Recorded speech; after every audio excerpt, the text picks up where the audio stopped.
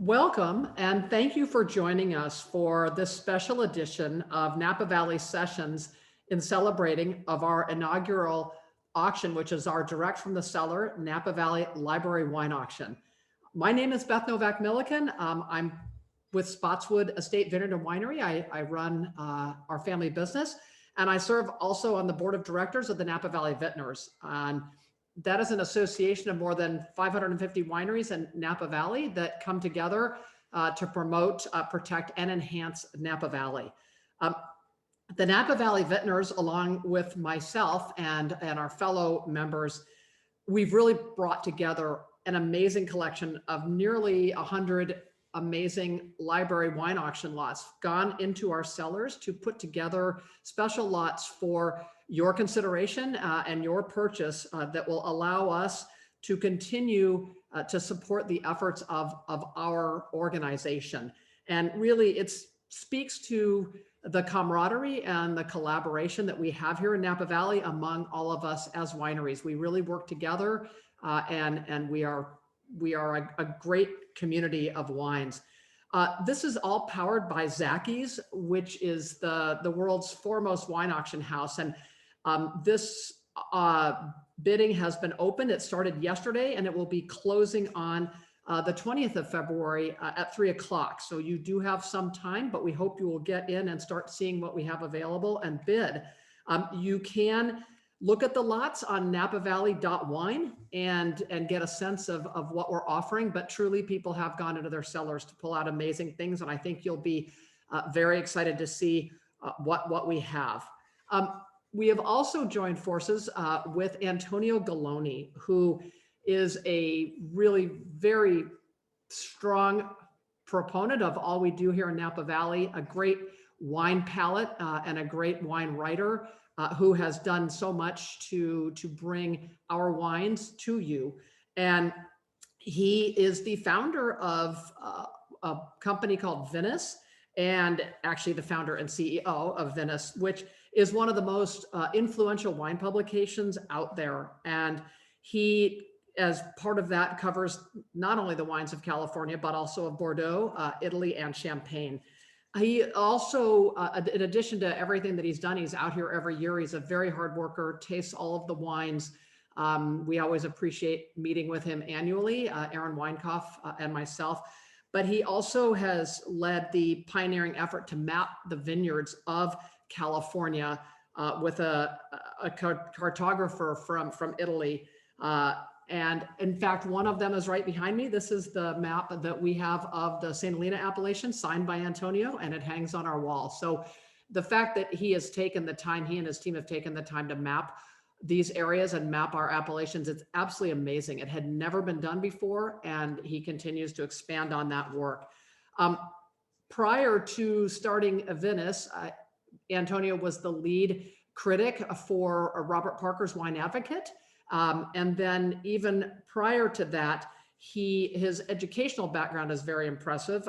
He has an MBA from the MIT Sloan School of Management, and he also is a Berkeley trained musician. So I would call that quite remarkable. So when he isn't tasting wines or leading his business, apparently he can be found playing his guitar and also keeping himself fit. So with that, I hand it over to Antonio Galloni, and I hope that you all enjoy this session very much.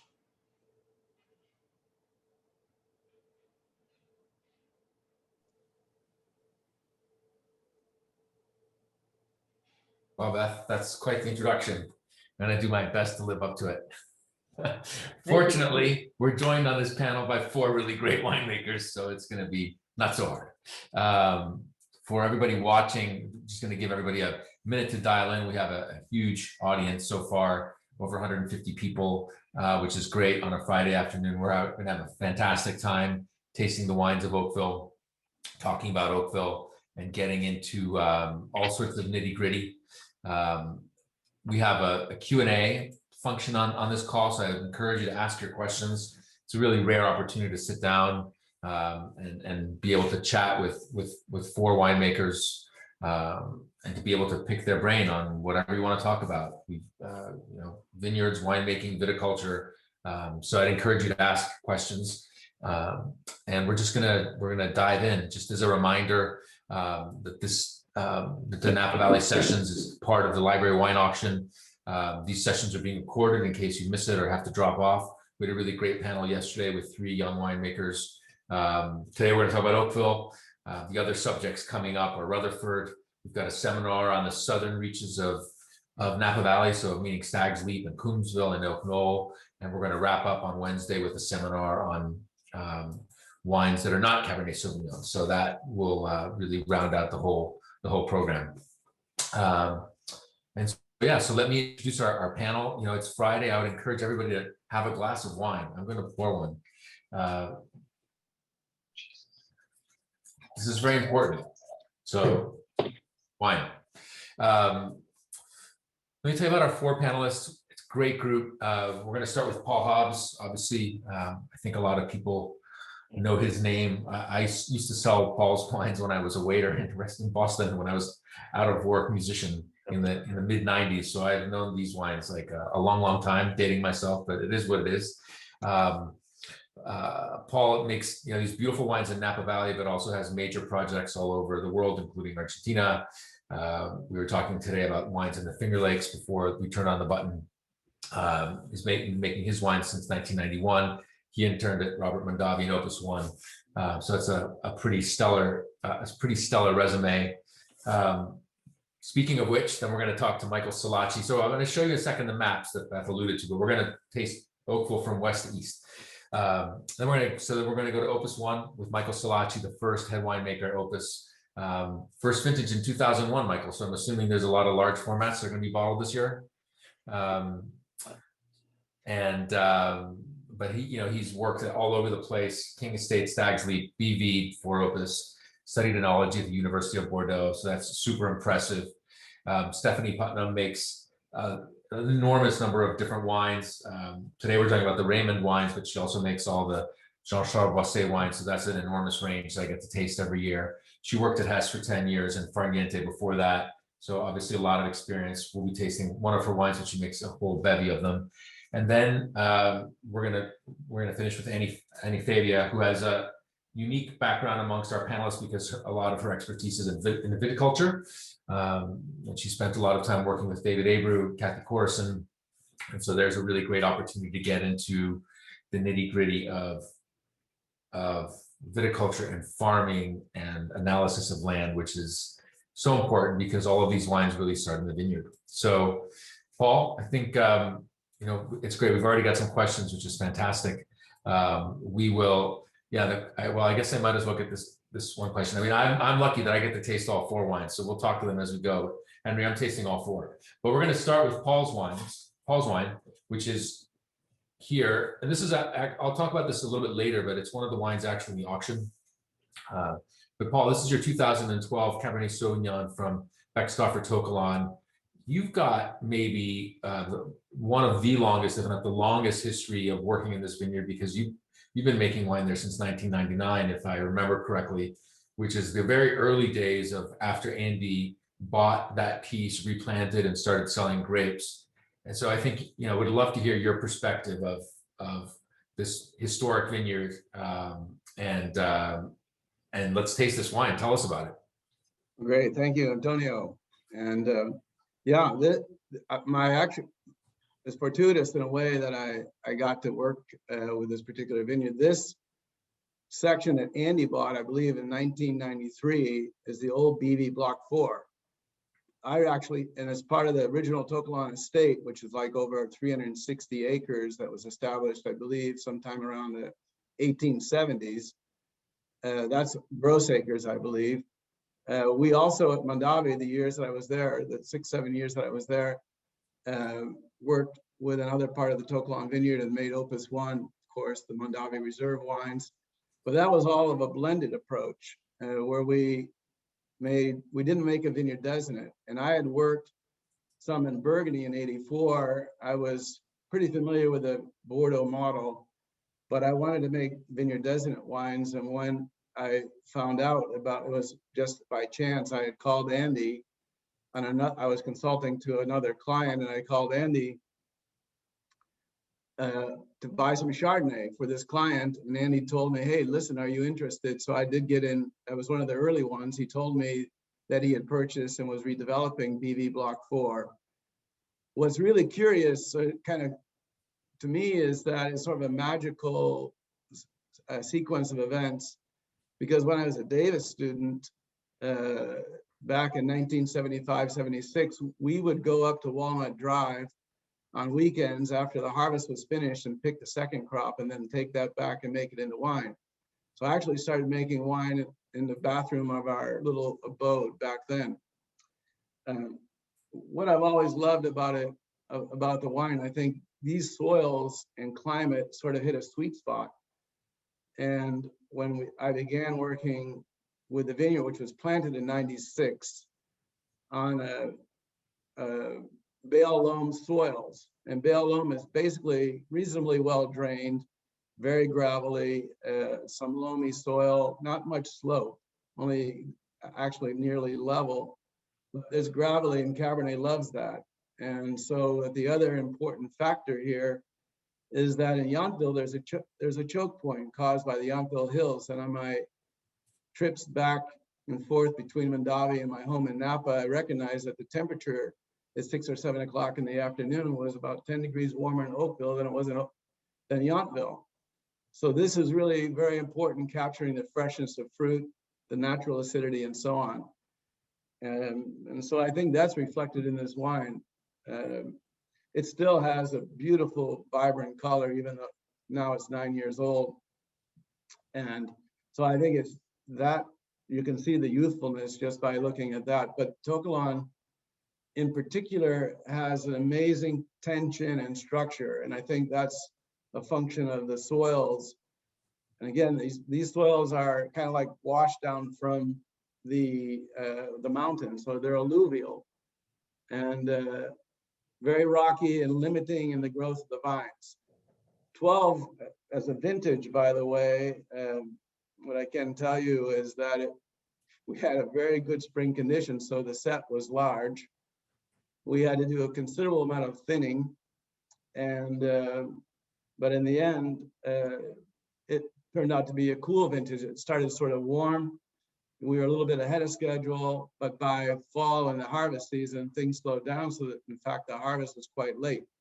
This particular vintage we harvested on October 21st, and that's almost a full 3 weeks later than some other harvests that we had done. I think kind of what put working with Andy and his team has been a tremendous experience, because working together, we kind of refined what we were looking for here, got to learn the site. And walking it with Andy in the beginning, I selected 5 blocks, and he said, well, you know, you're a small winery. I don't know if I can sell you that much. And so, but in the end, he let me have a little bit of each of the key blocks so I could play with them and kind of study which of those areas suited my style of winemaking most. And so that's kind of how we got the ball rolling. And then again, I would just want to say that we were very well aligned on, I think, really being the first to vineyard designate. And of course, Andy has worked with a number of other winemakers, but in 2000, speaking of the Wine Advocate, in 2001, and particularly 2002, there was this, the Paul Hobbs To Kalon Vineyard received 100 points. I think that kind of cemented, from Robert Parker, kind of cemented the interest. Shortly after that, an article in the New York Times was written by Amanda Hessler, excuse me, on the cost of what wine costs, or what's behind the cost of wine. And so all that kind of came together. So there's a little bit of legend, there's a little bit of myth that goes into all of this as well. But this is one of the premier sites. I think Robert Parker sort of just, and Antonio, I think you've said the same, it's sort of like the fillet of the Napa Valley. Yeah, and so let me just thank you, Paul. Let me just quickly orient everyone. I know this map is hard to see because it's a heavy file, and I just want to show you real quick where we are. So this is Oakville. These are the Yountville Hills that you referred to down here, Paul. This is Highway 29 on this side. This is Beckstoffer To Kalon here. across the road, Opus One, which is, you know, a blend of two, made up of two historic vineyards here. And then Opus has these parcels here in Tokelon. Later, we'll move over to the eastern side for the Raymond wine, and then this is Oakville Ranch for the Fabia wine. So I know the map's hard to see, but I just wanted to orient everyone. This is the Silverado Trail for those of you who prefer driving without stoplights on this side over here. No, so that's fascinating. Wine's showing really great. So thank you for that, Paul. It's great. I'm sure we'll be back with some questions, but I think it would be fantastic now to transition over to Opus One wine, which is a 2010 vintage, and that's a vintage that I'll show you the bottle. I've always loved this vintage. It's a really weird vintage. It was very cold, and then it got hot at the end. And this vintage has always had this characteristic of both kinds of vintages, which is pretty rare. So, Michael, I'd love to hear your thoughts on Opus One. You know, every time we talk, I think about that incredible vertical we did years ago of every single vintage. It's always it brings back a lot of memories. But tell us about this 2010. Yeah, so I can transition from Beckstoffer because I was at Beaulieu in 87 through 93. And Right. I cut my teeth in doing vineyard research there. I was a viticulturist and cut my teeth there because we had a clonal trial right where on the west, where the west side of Beckstoffer Tokelon meets Opus One, Tokelon North. We had a 14 different Cabernet Sauvignon clones in a 8-acre block or 10-acre block, and we did small lot fermentations comparing them, and came up with the 3 clones that we thought were particularly good, which answered the question, which clone of Cabernet Sauvignon from this vineyard is most well suited for BV Private Reserve. And so, yes, now I'm a little bit further west in Tokelon North. And it's true what Paul was referring to is that we it's a blended wine. And we have 100 acres in Tokelon, which we split up 50-50, Tokelon North and Tokelon South. And the 2 vineyards, Balestra and River Parcel at the winery, are actually on the Tokelon Fan. David Howell and I disagree over how far it goes. He says it goes to the river. I say it's off the river because the river was wild before. And so it's somewhere behind the winery. There's the boundary between the Tokelon Fan and the alluvial soils. But I've really, in my career, been really blessed to be involved either viticulturally or in winemaking with some great vineyards of the Napa Valley. 3 that stand out are BV1 in Rutherford, Stag's Leap Vineyard and Fay Vineyard, and Tokelon Vineyard.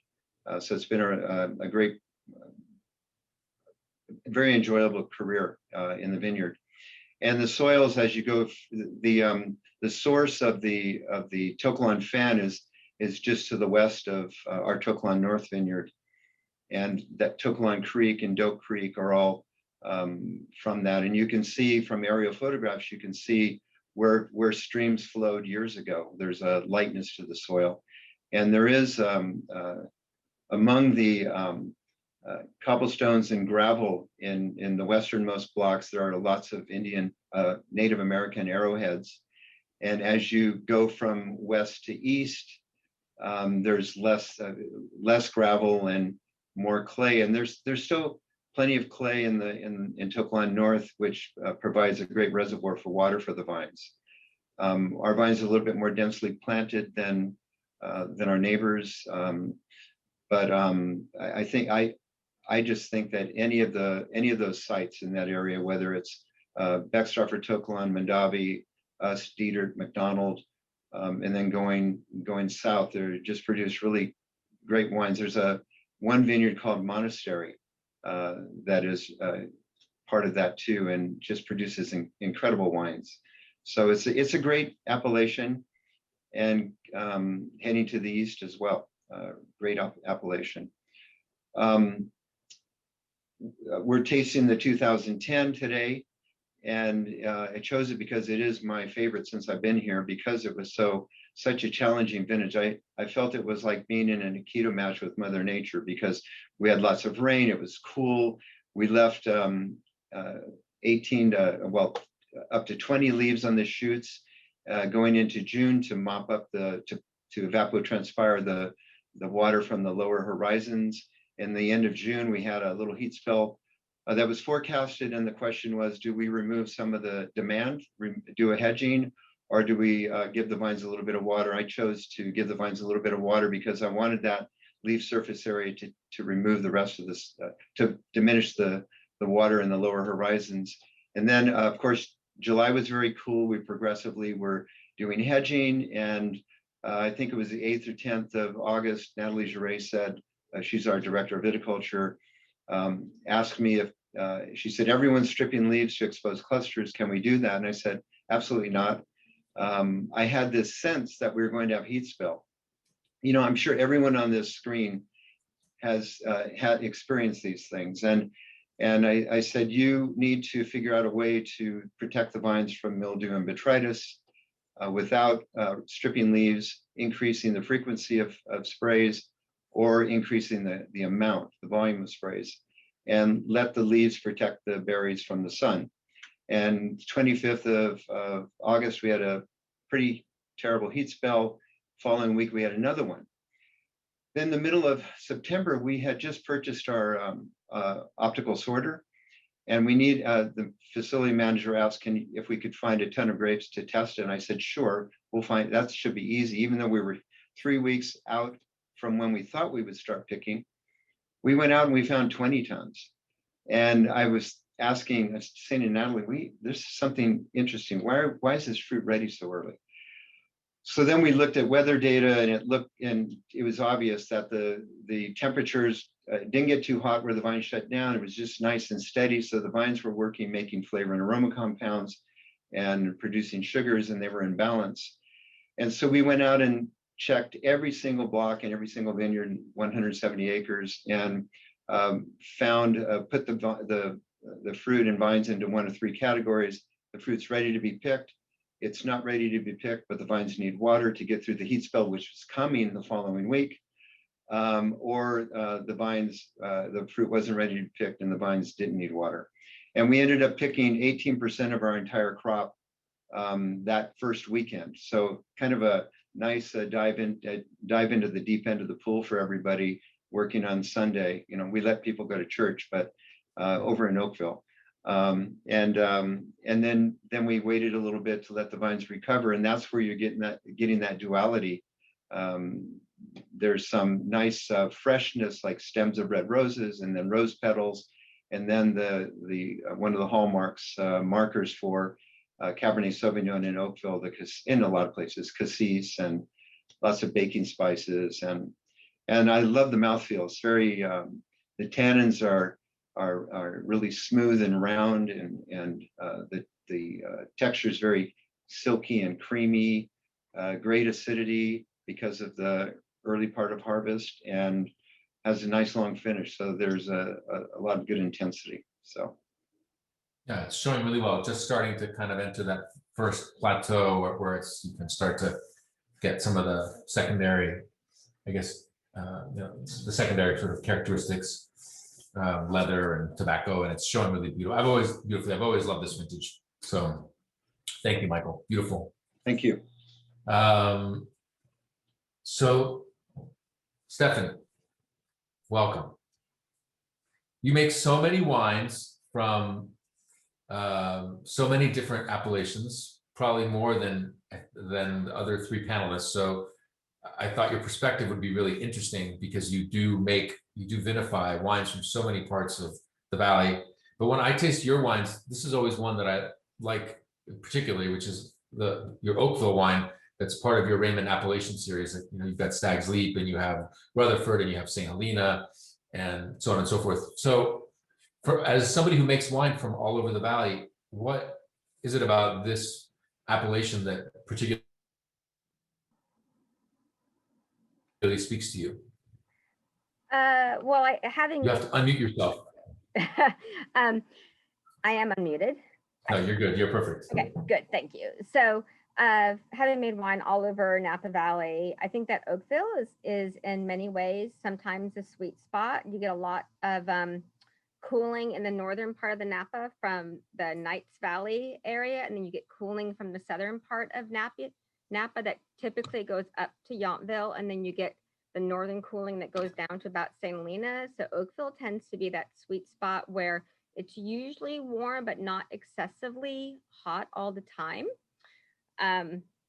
With my time at Farniente, of course, now at Raymond, I've been fortunate to make wine on both sides of Oakville. And it's interesting, the appellations are drawn north to south, but I think there's a bigger difference if you go west to east. I mean, I think west is more of the alluvial plain, floodplains.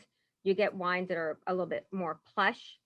If you go to the east side, there's less of the rain shadow effect. There's more of the volcanics, the really rich red iron soils where the vines tend to struggle a little bit more. It's hotter. There's not as much shade.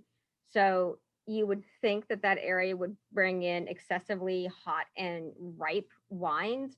But what I found in the east part of Oakville is that it actually retains its acidity pretty well. So you always want to pick on the ultimate ripeness throughout Napa Valley. But I find a lot of times where we get our fruit in Eastern Oakville is the acidity is the primary deterrent or primary factor in ripeness for us. And I'm sorry, go ahead. I would say the 2015 Oakville is part of our Appalachian series, and 2015 is one of my favorite vintages for a couple of reasons. Everyone knows that that was the year of California was in the extreme drought. So very small berries, hot vintage, not as early as you would have expected. But what I like about the 2015 is it has the power of the 2013 vintage, where 2013 was very powerful, almost in-your-face tannins. 2014, much softer, more seductive tannins. And 2015 has always, for me, been that balance between the 2013 and the 2014. It has the ripeness and the power, but a little bit more toned down in the intensity. So you're still getting the benefits of that ripeness without it hitting you over the head with tannins. Yeah, your wine is showing really spectacularly well. It's really expressive. I mean, you have this whole series of wines, but this wine today is really beautiful. I want to show something just to build on what you said. Hopefully I can do this correctly. I'm somewhat technologically challenged, so give me 1 second, but I want to show you a little thing. And hopefully this image will come out and I can show you. Let's see if we can do this. It's just going to take a second, but this is a drawing of west to east and make it work. But yeah, so let me know if you can see that. Not quite. Not coming through. Oh, there we go. There, you see it? Yes. Mm-hmm. Yeah, so this is one of the drawings that's on the back of our maps, of our Oakville map, and this is the west. These are what we think of the 5 subdivisions of Napa Valley. There's a few questions in the chat about the organization of AVAs and how they're built, but this is the idea of thinking about this land not horizontally, but from north to south. And it's not a classification of like to say one is better than the other, but just to point out some features sort of that we kind of identified, what we call here the Western Hills. So this would be things like Harlan Estate and where the Bond Winery is, and these whole vineyards here. Then this is all of this alluvial fan kind of area, Martha's Vineyard, Tokelon, Opus One. And I'm just going to skip over the middle for a second because I think there's a mirror image. You know, we talk about Napa Valley, but it's not really a valley. I mean, it is a valley, but it's a valley flanked by 2 mountains, and that's really important. And I can't wait to talk to Annie Fabia about her view of this. But, you know, it's basically 2 mountains with a valley in the middle, and the mountains have become especially prominent now in the last, I don't know, 15 or 20 years when the economics of mountain viticulture support making high-end wine, which is not the case in the 50s and 60s, which is why all this area was first planted. Now here, this is the other side of the valley, the Eastern Hills. So this is Oakville Ranch, Della Valle, Peter Michael, et cetera, et cetera. And then we see a mirror Eastern foothills here, which would be Screaming Eagle, Tench, Rudd, et cetera, with those soils kind of moving down towards the center heaviest soils in the middle. Annie, forgive me, my explanation is so simple, but try to just bear with me. But the heaviest soils in the middle, the most fertile soils, usually, you know, not considered the very, very best, but that's kind of this middle part here. And so that's the way, I think it's a simple way to think of the valley, but it's especially a simple way to think of Oakville as being two mountains, two ranges of foothills, and then this middle section. And Paul, I think you mentioned Burgundy. The concept of Burgundy, of what makes great terroir, is the middle, something in the middle, not too high, soils are too shallow, not too low, soils are too heavy, but that middle tenderloin is considered the best. And that's why I think so many great wines in Napa Valley come from some sort of areas here and here. I mean, the number of reference point wines that come from those, you know, benches, quote unquote, is really remarkable. So I thought I'd just put that up for a second, as a way of kind of hopefully building on what you said, Stephanie. But this wine is showing really beautifully. It's also, for me, the sweet spot of drinking Napa Valley Cabernets about 6 to 8 years after the vintage date, where they still have the vibrancy and the fruit of the youth, but the tannins have started to mellow out. So it's, you know, it's a perfect time for this wine. Yeah, I mean, it's really quite beautiful. Awesome, thanks. So now we're going to turn it over to Annie Favia to talk about the real technical stuff. You'll forgive my hack version of this stuff, but you have a much more scholarly view, and your background is really in viticulture. Stephanie alluded to, this is your wine, Favia. You can see that, hopefully. Yeah. Just showing great. 16. Stephanie alluded to something that I think is really a signature of that eastern part of Oakville, which is that and you make your wines, many of them from Oakville Ranch, several of them from Oakville Ranch, which has that characteristic of eastern Oakville, where you have intense fruit, but also really bright acid. So why, which is a signature of that part of Oakville. Why does that happen? Well, it's something that well, a lot of reasons. One, obviously, Napa Valley in general has, you know, we have the luxury of having these cold nights, which allow the vines to refresh. And when you get up, so Oakville Ranch is unique in that it's at, you know, quite a bit of elevation. We're about 800-900 feet up there on that east side. So you even get a little bit cooler, I think, up there at some times. Also, just one thing that we love, so Andy and I love to make wines from the east side of the valley, and only for Favia, only make wines from the east side of the valley. I love the Vaca range. To me, it's, after years of doing soil pits all around the valley, that was what captivated me. There was something about just the rawness of the soil there, and the just how you can see the parent material there, like all volcanic activity on that eastern side. Most of Oakville Ranch is made of basalt that was weathered for many, many years. Their Boomer series, Hambright series, up and down the valley, you see different variations of that, but what we call Sonoma volcanics initially, or Napa volcanics. And, you know, the acidity is something that you can choose to do too. And I love that Stephanie talked about that, because we chose 16. I didn't realize this was a library tasting. Our library lot is actually a Coombsville lot, but okay. It's a great lot. Check it out. It's 13. We're going to talk about that in a second. Magnum. Yeah, no worries. It's all good. But the one of the things I love about 16 is that, you know, here was a year that the sugars were having trouble accumulating, and people were starting to get nervous. Michael talked about this earlier. What happens in a year when people start, what are we going to do? We got to strip some leaves or do something. And well, you know, we just decided, we're out there walking and tasting, and we know these vines. I mean, one of the things that, you know, makes, I think, all of the people on this panel shine, and many great winemakers in Napa Valley for sure, is just having the ability to tap into your intuition out there and know when something's right, and know when, you know a vineyard enough after year of different years and different vintages that are thrown your way, you know, how those vines are going to respond. And we just decided to pick we were like, what are we waiting for? This tastes amazing. There's great acidity, there's brightness, there's freshness. So for us, it was a little bit of a choice, this acidity, just to kind of, pick it when it tasted still beautiful and bright. And having that, ability to know the vineyard and trust yourself. What the other unique thing about Oakville Ranch is we get extra acidity because we choose east-facing exposures. Pretty much all of the wines that we make are from blocks that I've found that have east-facing exposures on the east side, because I believe that really productive morning light is key to developing all the yummy things we love about wine: color and tannin and complexity.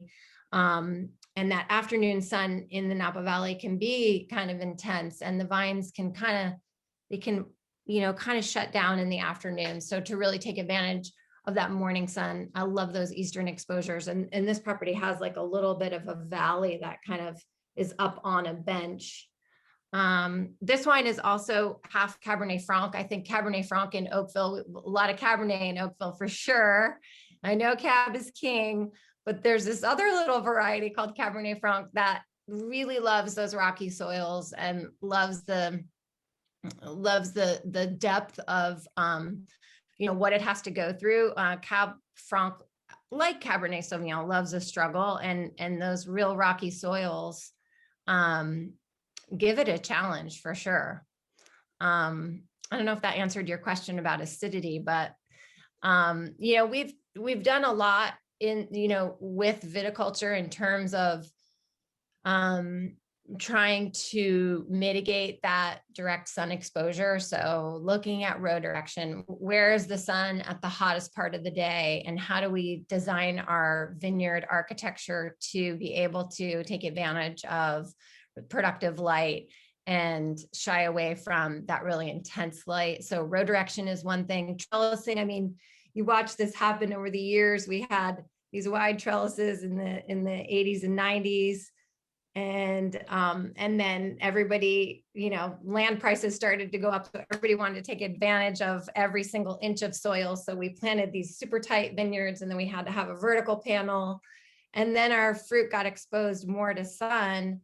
And that wasn't that great. So we decided to start opening up the trellis again. So at Oakville Ranch, the vineyard is farmed in concert with Phil Katuri. He's amazing and farms organically up there. And he really we love to stretch out that canopy. So we have trellis systems that really almost even form an umbrella for the fruit. And I think that helps that area as well because it is warm up there. And, I agree with Stephanie, it's not too warm, but it's quite a bit warmer than we're used to working with down in Coombsville for sure. And so for us, there, we're always looking at ways to kind of protect. Well, that's an incredible explanation. I'm going to try to distill a few points just for the benefit of our audience, because you talk really fast. I'm sorry. No, it's great. It's great. It's just, there's a couple of things that to you, I think, are very intuitive, but I think really bear repeating. One is, you mentioned the diurnal shifts, the difference between the daytime highs and the nighttime temperatures. And you really have to be in Napa Valley in the fall to really experience this change, which is unlike anything I've seen really, I think, anywhere in the world, where can be so warm during the day and then like really cold at night. And it's, I think, a very big signature of Napa Valley as a region, as opposed to compared to other regions. Then you talked about east facing versus west facing. The east facing is the morning, but one of the things about that is there's also fewer hours, right? Because the west is a longer, west facing slope would give you sun over many more hours in a normal day. So over the course of a year, that adds up, right? Yes. Yeah, so it's, I think, because you're very technical, so which is great. But so that just to distill a few points there. And then you also mentioned Phil Katuri, which I think is interesting because he was farming organically well before it was the fashion. Now it's sustainable, organic, biodynamic, whatever you want. This is all, very important now. but he was doing it when it wasn't trendy. He was doing it when he just thought that was the best way to take care of a vineyard. And I think sometimes we think that vines, their year start, the calendar year starts a new year for the vine, but the vine has a vine has a life that goes over the calendar years. And I remember being blown away by seeing a vine being irrigated. It was a David Abreu vineyard, Madrona Ranch, being irrigated right after harvest. And I'm like, well, how can they be giving water right after harvest? And it's when I started to understand that the vine doesn't know whether it's November or December or whatever. I mean, yes, because you've just had a harvest, but the life of the vine traverses the calendar years, and it's a multi-year life. And so he was doing these sort of sustainable farming practices well before it was fashionable, because out of principle, which I think is pretty remarkable.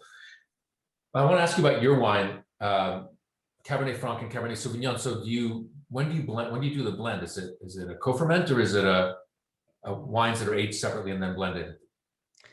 Actually, in the 16, there are both. Andy, so I do the viticulture, Andy makes the wine. So Andy, if I make mistakes, I don't think he's listening, but if I do make mistakes, I'm sorry. But in 2016, we do co-ferment a lot. He loves to co-ferment as early as you can get these varieties to start snuggling up, then we do that. So we have about half of it co-fermented, actually more than that. 75% looks like it's co-fermented. So we had three main lots that went into this. The 2 Cabernet Franc lots, one from Plateau North. So that's like a younger block. And then Summit 1 is the old Saunders clone from up there. And then a couple other blocks. So yeah, co-fermented some and then blended some later. And the wines are made I would say very simply, in that we just kind of warm up the tank, we pick at night, keep the grapes turgid, and allow the guys to have an easier time picking. It's cooler. We bring the fruit in, it's very gently taken care of. We sort a little bit, but there's almost really nothing to sort because it's such a pretty vineyard. And then just warm up the tank, cold soak for 5 to 7 days. So that allows some extraction to happen, like a cold brew tea, early on, and then just warm up the tank and let the vineyard yeast kind of get going, and any winery yeast that we have kind of in the, around. And then he likes a long maceration, so maybe like a month. And then we'll press it off, go to barrel, and that's it. So it's pretty low tech. Yeah, well, I mean, the wine is showing really beautifully, so it's, really fantastic. There's a question about, we're going to open up to Q&A, so please fire away with your questions. But there's a question here about when to drink wines. Thank you, Annie, for that summary, by the way. But so a question about when to drink wines from Mike. But this is a common question. It's sort of like, well, when should I open these wines? Maybe I can't wait 7 or 8 years like some of these wines. Paul, I'm curious, when you taste your wines, like, what do you think is the optimal drinking window? Normally when my wife says they're ready to drink. Always a good answer. Hopefully she's watching. I love to watch the life cycle. And you mentioned these tertiary components that form after what we call bottle bouquet or time in the bottle. But I also love them in their youth. And their, wine, in my mind, and I think probably other panelists here might agree on this, is sort of like rearing a child. And it goes from childhood through adolescence and so on and so forth, through a full maturity and into its later years. And it's showing something unique and interesting throughout. So optimal is a very personal and subjective concept from my point of view. My wife in particular likes younger wines. I tend to, because I've tasted a lot of old world wines, even though she's from Germany, she tends to, and I would have thought that it would be the other way around, but I think she prefers the freshness of fruit and the purity that you get with just the secondary characteristics from fermentation and a little bit of time in the bottle. where I like to see the development of those cigar notes that you mentioned, Antonio. Yeah, I think, you touched on something that's really important, Paul, which is, I think, the understanding of a wine over its life cycle. I think this is a very educational way to think about wine, because wines are, especially these kinds of wines, are wines that will change a lot from year to year. And sometimes they may have periods of closure, or sometimes they may have periods of aperture. But I think the only way to really learn about wine is to be tasting throughout those different periods. And I mean, for sure, some vintages, the question specifically was about 17 and 18 being the wines on the market. But I mean, you look at a vintage like 15, that's drinking beautifully right now. And these other wines, 12 is obviously a little bit older, but that vintage has always been pretty open. And I think, a couple of hours of air does wonders. I mean, we had yesterday, 2013 from Maya Napa Valley. When I first opened it, I thought this wine was closed. I wasn't sure. 4 or 5 hours, it was spectacular. So I think, opening the wines in advance is a great way to, it doesn't really quite accelerate aging, but it does make some pretty structured wines pretty accessible. Michael, you have obviously an incredible library there at Opus One, which I've been fortunate to drink from occasionally. But what is your view? I think everyone should buy like 36 bottles of each vintage, and then when it's released, get to know it, and then maybe do every 2 years taste it and see how it evolves. I agree with Paul.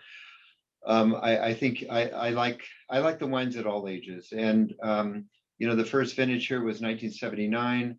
I think 80 is the one that's showing a little bit better than 79 right now. But 87 to me has been a sweet spot since I've been here, and it's been 20 years. So 87 has always shown well. But so I think a really nice range is from 12 to 17 years for our wines, but they're approachable. It's all about balance. Balance begins in pruning, and if you get pruning right, then every little thing you do, like crop adjustment after fruit set and green harvest, all those things are just little touch-ups. And we do a lot of co-fermentation.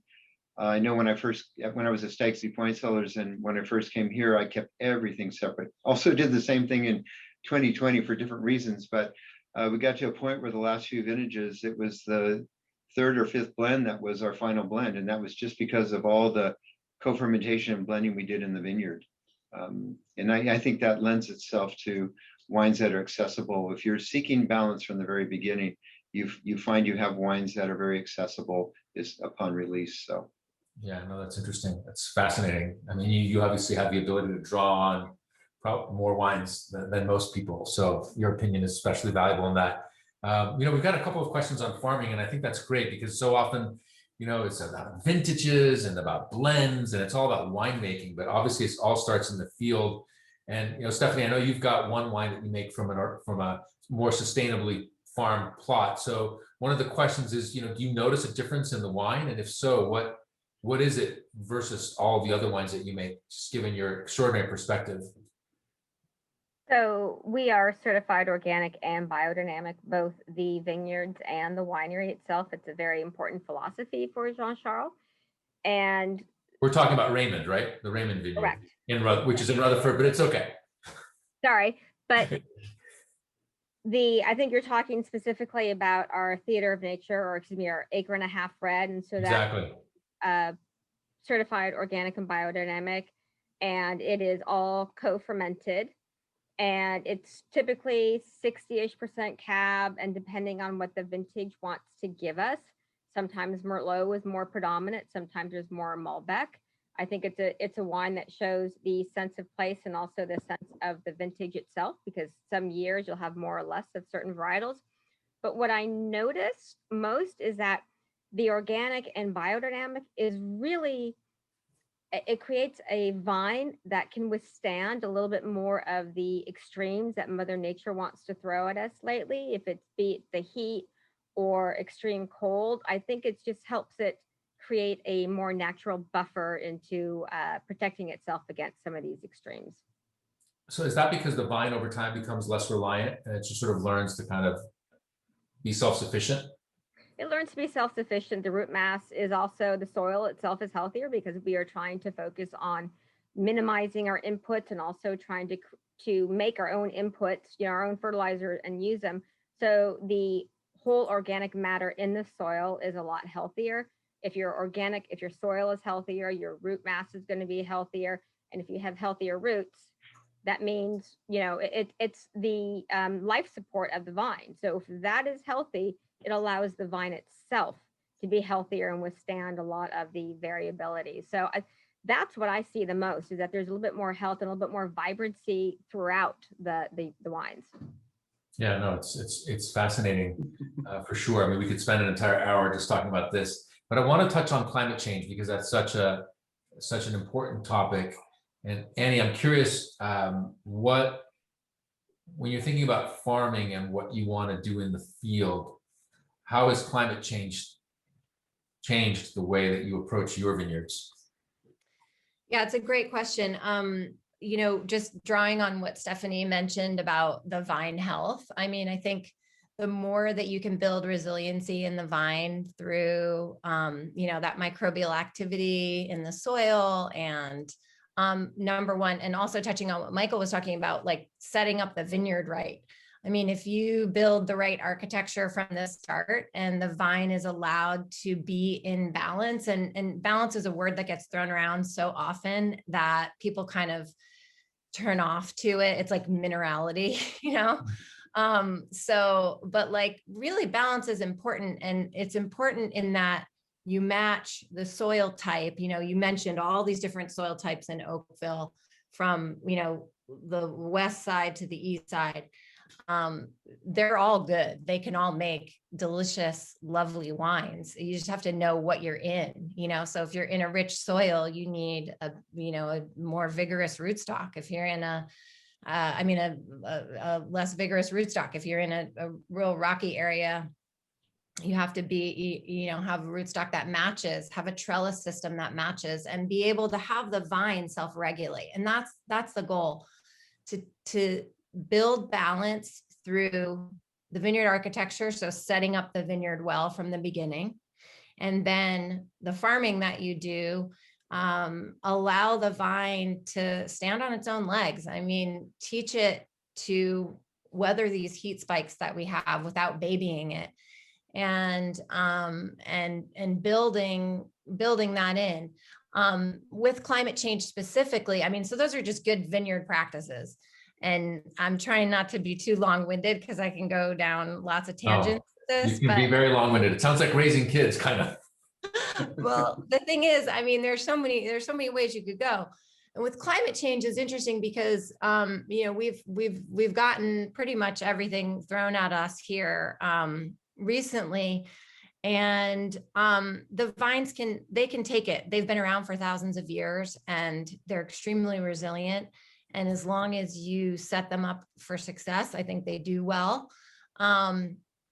We have adjusted things. We've used old practices like sustainability, organic farming, and really allowing nature. Nature's much smarter than us, and allowing nature to really do its job.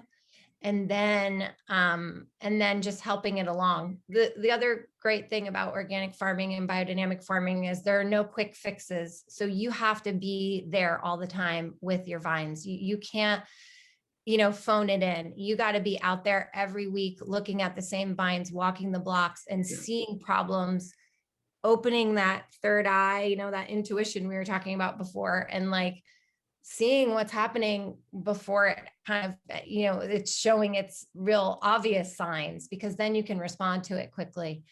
And using technology, there's nothing wrong with technology. Using technology with these really beautiful natural practices, like figuring out the row direction modeling and figuring out how to cool things down a little bit with maybe some of these micro sprinklers, or, using like sap flow technology to see how much water is coming in, using tools, but not using them as a crutch. They're one thing, and responding to that. Yeah. I don't know. I think we should all be more local, but that's tough with wine. That would be the other thing for climate change. It's tough with wine. Not All if you you're in Napa California Valley. people that are on here, buy our wines, right? It'd be great. I'll tell you what I'd like to see is lighter bottles. So Yeah. for what it's worth. Just a follow-up question for Stephanie, as you mentioned organic and biodynamic. Is the certification protocol similar to what there is in Europe, or what is the process that's required to be able to say, you know, our vineyard is certified organic or biodynamic? Well, I think the certification process for organic and biodynamic is very similar for the vineyards as it is in Europe. The winery side is a little different because organic wines in the EU are different than organic wines in the US. And the EU, organic wine in the EU is the same thing as made with organics in the US. So organic wine in the US is actually much tighter, much stricter regulation. You cannot add any sulfites, whereas made with organics, which is the same thing as organic wine in the EU, you can add a small amount just to help preserve the wine, but it's very minimal. So there are subtle differences on the winemaking side. On the vineyard side, I think it's a little bit more similar. What I find really important, and Annie already somewhat mentioned it, is you cannot, with organic or biodynamic, you cannot instantly react like that. If you have a problem, it may take you a while. And I think it's really important when people say that they farm organic or biodynamic, there's a difference between farming that way and certification of that way, because you can farm that way, but if you're not certified, if you have a difficult circumstance, say you have rain or something, you can theoretically do a different spray. But if you are certified, there is no if, and, or but. You have to deal with what Mother Nature gave you. So there's subtle differences between farming and certification. So I like to really kind of hone in on the fact that we are certified. So, you know, we have great many tools at our disposal, but perhaps not as much because of the certification process. Well, you've explained that so succinctly. So thank you for that. Great answer. I want to spend a little bit of time talking about the lots that you've each contributed, because they're all special. Obviously, Oakville is an incredibly famous appellation in Napa Valley. The lots that you've each given are maybe not only focused on Oakville, but I think there's a few questions about these lots, and I think it'd be really great to just go through them. Paul, we'll start with Paul. You have 6 bottles each of your 2012, which we're tasting right now. Your Nathan Coombs estate, which is your new property in Coombsville. 6 bottles of the Dr. Crane vineyard, which is a Beckstoffer vineyard in St. Helena. And then this wine, the Tokalon. What was your, those are 18 bottles in a handcrafted wooden boxes with a virtual tasting with you. How did you put that together? What was the thinking? Well, I think the basic thinking has to do with just showcasing the influence of different terroirs. And, you know, each of those wines are in some ways so different. And I think that, you know, I really subscribe to what I've been hearing Stephanie and Annie talk about with this farming sustainably. And I think that does bring out more of the fingerprint of place. So I think there's quite a contrast in style, and that's largely what shaped the idea of putting that together that way. Yeah, I mean, for example, Antonio, like Coombsville is quite a bit cooler. You know, it's at the base of a sunken volcano, a caldera, and so on and so forth. It's a cool site, but at the same time, it'll warm up to meet maximum temperature at some moment that you might see in Oakville. But it's remarkable how different the fruit is, how it even appears differently, the morphology on the vine, that kind of thing. So yeah, it's so somebody can have a little bit of fun exploring those different regions. Yeah, and so for folks who are interested, we're going to have a Coombsville seminar. Well, it's a Southern Napa Valley seminar, but there'll be a fair discussion of Coombsville next week, which is, you know, I think going to be fantastic. And obviously, this is an emerging appellation. The increase of single vineyard wines is another trend that could take a whole seminar too, Paul. But your wines very much exemplify that. You've chosen 3, but you make at least double, I think, of those in just Cabernet land. You've got the same thing in Pinot Noir and Chardonnay. So your whole range really is all about highlighting vineyards, and that's really a pretty recent development in the history of Napa Valley, because up until a couple decades ago, most wines were blends, right? Yeah, very much so.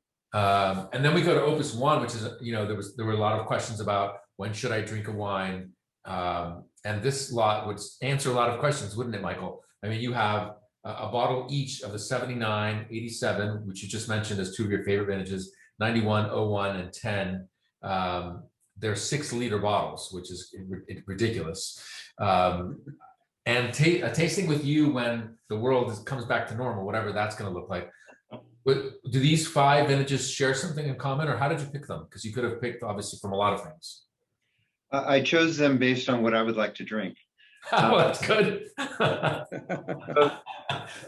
And also some symbolism. So 79 was the first vintage that was made for Opus One. 87 is a personal favorite. It really didn't have any connection other than I really love that wine, and whenever I can taste it, I take the opportunity to do so. It was the first year of a 5-year drought, and the berries were very small, and it was a compact harvest, and it was my first vintage at Beaulieu. And then 91 was the first vintage made here at the winery for Opus One. 2001 was my first vintage at Opus One.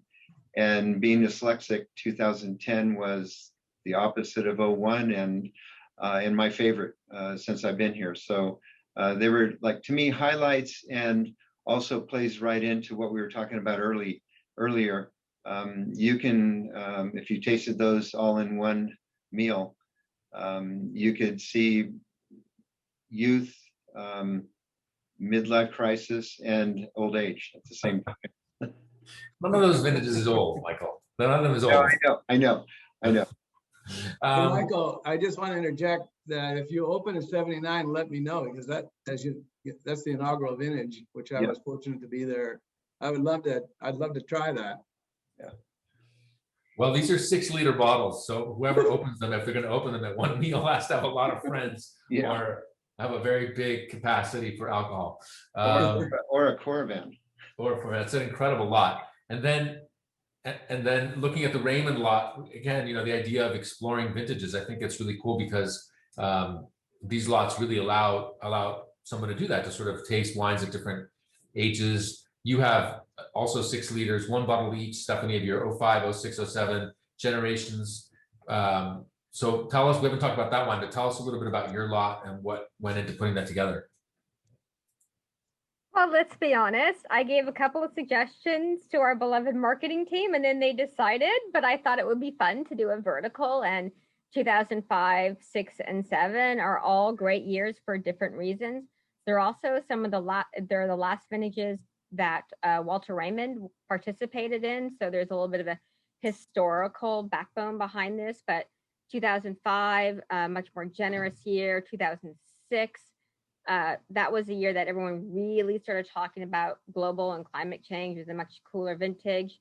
2007 was, what I call a year of contrast. It was hot, it was cold, it was rainy, but it's also a very powerful wine. So you have a generous wine, a wine that has from a cooler vintage, so it has a little bit more acidity, and then you have the 2007, perhaps a little bit more powerful. So big bottles. Let me know, whoever purchases it, because I would love to do a vertical of those. But it's a study of contrast of the vintages. So you get 3 fantastic vintages, a little bit of history, and a party all at the same time. Sounds great. I mean, looking at these large formats, I mean, you rarely see these at all anywhere. Andy, you and Andy have a really cool lot also, which is a vertical of your Coombsville Cabernet. 1.5 liters, also 13, 14, 15, 16, 17, and 18. This is where your winery is. It's where you're really based. How did you put together your lot? What was the thinking? We love Coombsville. It's not only the coolest appellation, but we think it's the coolest appellation. Sorry, Oakville. No, it's just we've been making wines down here for many, many, many years, and just love this appellation. It's so unique. The proximity to the bay, the San Pablo Bay, just cools it off. It's generally about 10 degrees, 7 to 10 degrees cooler than Oakville. And it's interesting. One of my favorite people I love talking about wine with is Paul Roberts, and he's a neighbor. He lives just a stone's throw from us in Coombsville. And I was on a panel with him once where we had our Coombsville wines and Oakville wines. And he did this hand gesture where he went, Coombsville tannins are like this, and Oakville tannins are like this. And we used to make a Cabernet that was a blend of our vineyards in Coombsville and vineyards in Oakville. And we just found that the wines were so unique on their own that we wanted to separate them. So we now make a Coombsville cab and an Oakville cab. But I love Paul's description because I love tannin so much. I think tension and interest in wine is so exciting, and it's so fun to taste those two wines side by side, our Oakville cab and our Coombsville cab, because they're so different, even though they're made very similarly. But I love today, these wines. I mean, I'm only having our wine, but I'm imagining, because I've had all of your wines before, that the tannins of the Oakville are just so broad and fleshy and open, and then the Coombsville tannins are just very focused and out in front. And I love the difference, and I like Coombsville because it just has that kind of almost savory quality to a wine, to Cabernet. And this is a big lot. We're huge supporters and fans of Napa Valley Vintners because they just do so much for our community. So any opportunity we can give back is really important to us. Andy's on the Vintners board, and he puts a lot of time in, and we think we live in like the best community on the planet. And so, anything. So go big or go home. This is big for us because we don't have a very old library, because we had to sell every single bottle early days so that we could pay for the next vintage. So our library kind of starts a little late. And you don't make that much wine either. No, these are just a couple hundred cases of each wine. So so pretty rare, very rare. Well, that's great. Fantastic. I want to just thank you all for your time on Friday afternoon. Thank you, Paul, Michael, Stephanie, and Annie. It was really, really fun. I'd like to thank the Napa Valley Vintners for hosting the Napa Valley sessions, Zacky's for running the auction. An incredible turnout of people. We had several hundred folks dialing into this call. It's available for replay shortly. I'm sorry that we can't get to all the questions, but hopefully this session will pique your interest. I want to just quickly go over what's coming up. On Tuesday, we're going to talk about Rutherford, so historic appellation. Obviously, a lot of really famous vineyards there, Inglenook, BV, of course, Scarecrow. I mean, the list goes on and on of what there is in Rutherford. So that's Tuesday, the 16th at 12 p.m. Pacific. Then, Annie, you'll be very happy. Southern Napa Valley, including Coombsville, is Wednesday the 17th at 2020 at the 17th at, again, noon Pacific, so we can get into more of the nitty gritty of what makes Coombsville such a fascinating appellation. And then on Thursday, the 18th at 5:30 Pacific, we're going to wrap up with a look at other grapes in Napa Valley, because Napa Valley is not just Cabernet Sauvignon. There's a few remaining vines left. It's Zinfandel, Petit Syrah, Pinot Noir in the south, Sauvignon Blanc and To Kalon, and a few other things. So that's what we'll be talking about on Thursday. As a reminder that the bidding is open at the auction, so please bid generously. And all of these funds go to support the Napa Valley, which we want to see thrive for many years to come, decades to come. So I'm going to have a taste of wine and wish you all a very happy weekend. Thanks so much for being part of Napa Valley Sessions. Cheers. Cheers.